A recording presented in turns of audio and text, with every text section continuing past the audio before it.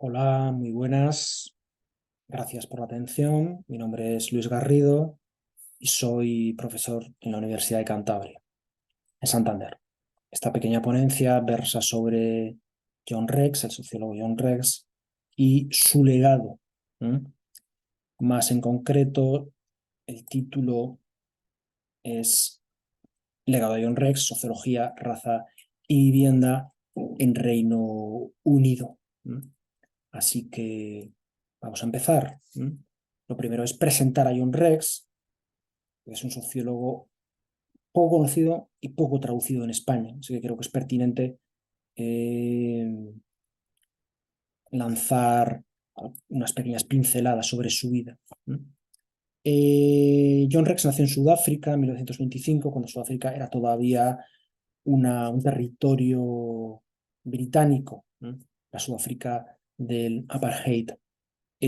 Una situación que a él le llamó la atención desde niño, desde su primera adolescencia, y que pudo comprobar de forma mucho más cercana, de forma mucho más personal, cuando se alista en la Royal Navy en los años 40 para combatir en la Segunda Guerra Mundial. Su sorpresa es que, a pesar de combatir bajo la misma bandera y luchar por la misma causa, los reclutas negros no recibían el mismo trato, ni mucho menos que los reclutas blancos como él. El trato era mucho más vejatorio. De tal manera que cuando regresa a Sudáfrica decide intentar cambiar la situación y para ello pretende ser pastor metodista, pretende cambiar la situación a través de la religión. Tiene una crisis de fe, de tal manera que deja la iglesia y se matricula en la universidad, se matricula en una disciplina nueva entonces, que era la sociología, ¿no? Con la intención de cambiar las cosas con las ciencias sociales, ya que no podía haber sido con la religión. Esta es una cita de una entrevista que le hicieron al final de su vida. Creo en la idea de una sociología objetiva, pero mi biografía cuenta mucho de mi carrera académica. Bueno, es qué elementos podemos encontrar en su biografía, pues algo así, ¿no? Estar a la Sudáfrica que conoció John Rex en sus años de juventud, escaleras para blancos y para negros, lavabos para blancos y para negros, estaciones con zonas de recogida de equipajes para blancos y para negros y playas para blancos y para negros o una misma playa con zonas para blancos y para negros. Cuando John Rex concluye sus estudios, ese mismo verano empieza a trabajar de profesor en una escuela mixta, es decir, una escuela que admitía alumnos blancos y negros, lo cual le gana pues, la enemiga y la animadversión de las autoridades locales, ¿no? Que lo tachan de indeseable, es decir, de colaboracionista con los negros, de simpatizante con los negros y con la población negra, y le invitan a irse del país. De hecho, le expiden el pasaporte antes de que él lo pida. Así que en los años 50 llega a Reino Unido, más concretamente a Leeds, a su universidad, una pequeña universidad donde no había departamento de sociología. La sociología, entonces, en Reino Unido, se ceñía a la London School of Economics, en Londres, y a un pequeño departamento de la Universidad de Leicester, capitaneado por Norbert Elias, el gran sociólogo alemán, pero cuya carrera académica tuvo lugar casi de forma íntegra en Reino Unido. Curiosamente, ¿m? La llegada de John Rex al Reino Unido coincide con otra llegada, que es la de la Windrush Generation, es decir, la población jamaicana o africocaribeña que desembarca en los años 50 en Reino Unido, conocida como Windrush Generation, recuerdo del primero de esos barcos, que sale de Kingston en dirección a Essex. Aquí tenemos al puerto de Essex. Aquí tenemos unas imágenes de la llegada, ¿no? Con la población cubierta, saludando, y luego ya pues en el muelle con sus maletas, etcétera. De manera que la situación que él había encontrado en Sudáfrica se va a repetir, no de forma exacta, pero sí parecida, en Reino Unido. Una población negra que no tendrá los mismos derechos que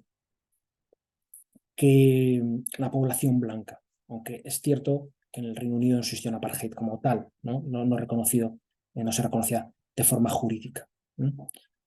Por eso, en otro momento de esa misma entrevista, del final de su vida, John Rex dirá: mi vida ha sido un continuo compromiso político, por el objeto de su investigación, insisto, y porque irá ocupando distintos cargos de relevancia en esta causa. Él fue miembro del Comité Internacional de Expertos contra el Racismo de la UNESCO y presidente de la Asociación Sociológica Internacional de Minorías Raciales y Étnicas. Además, simpatizó con el movimiento obrero británico y los movimientos nacionalistas africanos, los que surgen en África después del proceso de descolonización de los años 40 y 50, del 60 del siglo XX. Hasta aquí, por tanto, estos pequeños apuntes biográficos acerca de John Rex. Vamos con su obra y sus principales aportaciones. El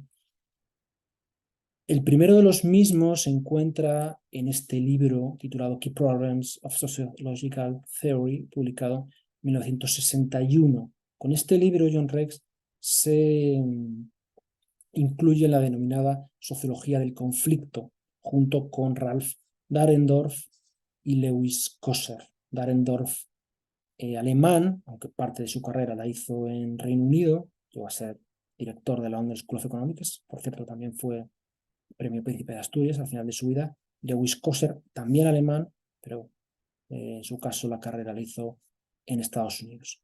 ¿Qué sostiene la teoría del conflicto, la sociología del conflicto? Que lo característico de la sociedad contemporánea o postindustrial no es la armonía ni el entendimiento, sino el conflicto, el choque.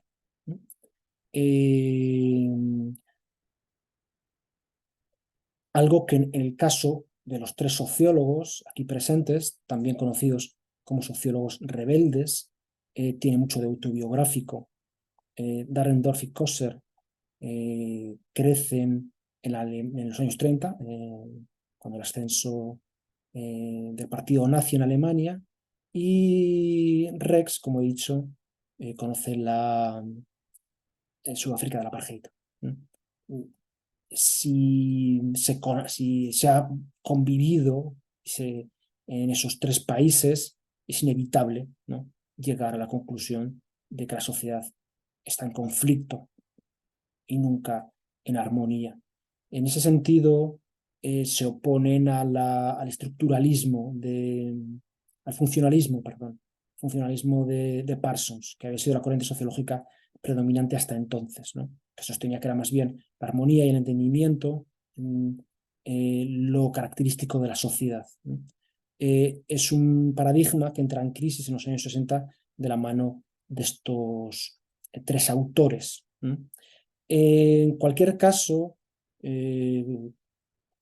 cualquiera de los tres sostiene que el conflicto no es algo negativo necesariamente. El conflicto puede servir de válvula de escape, puede servir como elemento previo a una negociación, puede servir para articular instituciones u órganos regulatorios que permitan o que impidan que este conflicto no se vuelva a producir en el futuro, o si nos referimos más al campo artístico-cultural, el conflicto puede ser inspirador, ¿no? Pensemos en un artista enfrentado con la institución que le da cobijo, o enfrentado con la crítica dominante de la época, ¿no?, o enfrentado con otro artista también contemporáneo, ¿no? De esa tensión, ¿no?, de ese choque, pueden surgir productos culturales muy destacables, ¿no?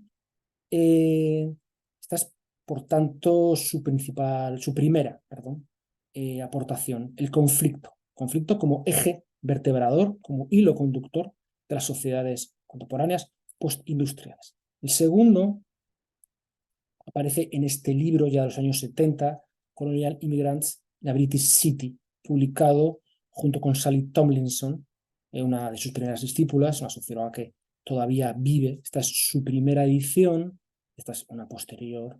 Colonial Immigrants in a British City ya es un clásico de la sociología del siglo XX, y esta British City, a que hace alusión el título, es en realidad la ciudad de Birmingham, de las 3 o 4 ciudades más importantes del Reino Unido, situado en las Midlands, que es un buen laboratorio de análisis y de investigación, porque en los 25 o 30 años posteriores a la Segunda Guerra Mundial recibirá un contingente migratorio muy, muy notable.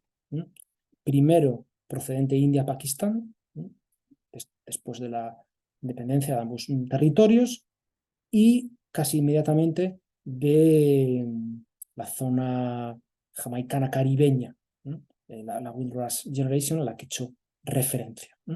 De tal manera que en un tiempo muy acotado, en un marco cronológico muy acotado, se recibe un contingente poblacional muy distinto, cuya integración no será fácil y que por lo tanto es de interés sociológico. ¿Cuáles son las dos principales aportaciones del libro? En primer lugar es subrayar la cuestión étnica o racial como elemento fundamental a la hora de adquirir la conciencia de clase, ¿no? Y de ser consciente del lugar que uno ocupa en el mundo, ¿no? Hasta entonces había sido lo económico, Marx, por supuesto, lo social, Parsons o Weber, lo cultural, Bourdieu, los elementos a tener en cuenta a la hora de analizar una sociedad, ¿no? Rex introduce un cuarto elemento, que sería el de la raza y la etnia, ¿no? Porque no es lo mismo ser blanco que ser negro en una sociedad, ¿no? Combinados con los otros factores, por supuesto, ¿no? O no es lo mismo ser blanco que negro a la hora de acceder a un puesto de trabajo o a la hora de acceder a una vivienda, que es la segunda de las aportaciones del libro, ¿no? Rex llega a la conclusión, Rex y Tomlinson llegan a la conclusión de que más importante que lo laboral, ¿no?, es lo habitacional, porque en este periodo de tiempo lo laboral no es tan conflictivo como lo pudo ser en el pasado o lo será en el futuro, ¿no? Es un momento de necesidad de mano de obra por parte del Reino Unido para reconstruir el país después de la Segunda Guerra Mundial. De tal manera que esta población, si no con simpatía, si es acogida con benevolencia, porque se ocupan de trabajos manuales, poco cualificados, de baja remuneración, trabajos domésticos, etc., ¿no? Aquellos trabajos que la población local, por lo general, no quiere, no desea, ¿no? Así que, habiendo conflictos, no es el mayor foco, ni mucho menos, ¿no? El principal, ¿no?, o mucho más que el laboral, es el habitacional. O por resumir mucho, no hay problema en compartir un espacio laboral con un inmigrante, pero sí lo hay a la hora de compartir vivienda, ¿no? A los inmigrantes los prefiero como compañeros de trabajo que como vecinos. Esa es la conclusión, ¿no?, a la que llega Rex y su principal aportación, ¿no? Por eso, lo de vivienda, el concepto de vivienda es el que aparece en el título de esta ponencia. Sus más conclusiones, de acuerdo con Rex y Tomlinson, la población inmigrante en general y la negra en particular es una subclase, una underclass. Es decir, sufre discriminación, tiene más problemas a la hora de acceder a una vivienda, o una vivienda de calidad, una vez que ya tienen esa vivienda, un trabajo bien remunerado, etc. Y los problemas derivados de todo ello, ¿no? Pues el riesgo de exclusión social y problemas de tipo problemas de salud, ¿no? Bien física o bien mental, eh, a causa de unas condiciones habitacionales deficientes, ¿no? Hasta aquí, por tanto, el marco teórico y las principales aportaciones de John Rex. Son más, pero en esta ponencia me centro en ellas, solo en estas. Mi intención era y es ir un poco más allá y combinar lo teórico con lo empírico, lo macro con lo micro, y a las teorías, el marco conceptual de John Rex, sumarle algo de investigación empírica. Para ello me he servido del censo del Reino Unido, publicado en el año 2021, y el de 10 años antes, el de 2011, alojados en la Oficina de Estadísticas Nacionales. Es documento, es información de acceso público, ¿eh? Eh, para comprobar cuál es la situación en la actualidad, ¿eh? Y compararla con la que describe John Rex para los años 70. ¿Eh? Hay más líneas de continuidad que de fractura, pero vamos a verlas ahora, ya para ir concluyendo. En primer lugar, antes del acceso a la vivienda, eh, habría que centrarse en aquella población sin ella, ¿no? La gente sin vivienda o los homeless.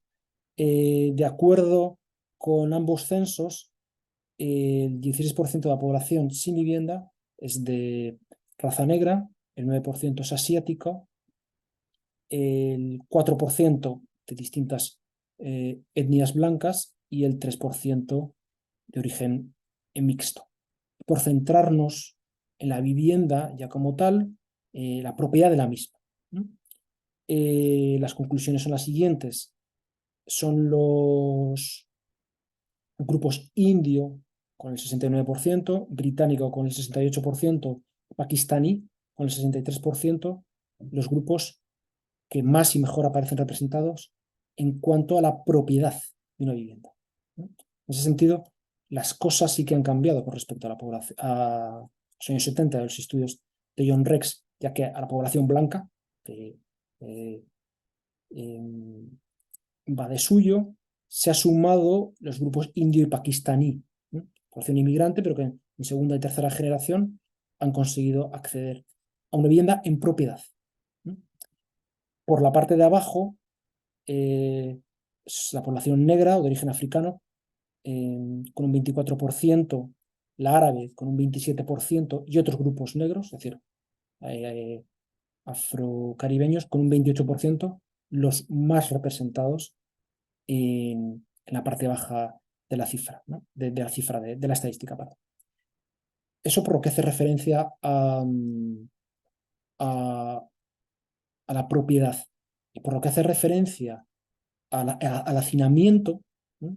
A la sobrepoblación de la vivienda, que es otro de los aspectos que destacaba John Rex. Las cosas apenas han cambiado, más bien han empeorado, ¿no? Bangladesíes con un 41%, pakistaníes con un 32% y negroafricanos con otro 32% son los grupos de población que más hacinamiento presentan, que más sobrepoblación habitacional presentan. Es decir, viviendas pensadas para una familia de 4 o 5 personas y en las que viven 2 y 3 familias. De manera que vive el doble o el triple de la población o de los inquilinos, ¿no? Pensados en un inicio. Por el contrario, la población blanca de origen británico o la población blanca de origen irlandés es la que menos porcentaje de hacinamiento o de sobrepoblación representa, con nada, un 5-6%, cifras muy escasas, casi anecdóticas. De tal manera que la situación que denuncia Rex se mantiene en muy buena medida. Las razones, bueno, pues se deben, bueno, todavía están por aquilatar y por detallar, ¿no? En el documento final, pero se deben al proceso de gentrificación de los últimos años, las dificultades de buena parte de la población inmigrante, aunque sea ya de segunda o tercera generación Reino Unido, etc. Para terminar, quería hacer referencia a lo sucedido en la Grenfell Tower en mayo de 2017, porque se combinan muchas de las situaciones, de los aspectos que denunciará John Rex, ¿no? Que he tratado de ir explicando. La Grenfell Tower es una torre de viviendas sociales de Reino Unido, de Londres, perdón, que ardió en mayo de 2017. Hubo prácticamente 80 muertos, de los cuales el 85% eran de raza negra, ¿no? Viviendas sociales de mala calidad, hacinamiento, sobrepoblación en los apartamentos y sobrerepresentación de la población negra en todos esos apartados, en todas esas casillas. Porque las viviendas de mala calidad eh, o las viviendas hacinadas o sobrepobladas, pues son un problema, ¿no? Son un problema de salud física y mental y en algunas ocasiones trágicas, como esta, pues pueden conducir a la muerte. ¿No? Hasta aquí esta pequeña ponencia. Muchas gracias de nuevo por la atención y quedo pues, a la espera de resolver cualquier duda, contestar cualquier pregunta, etc. Así que muchas gracias.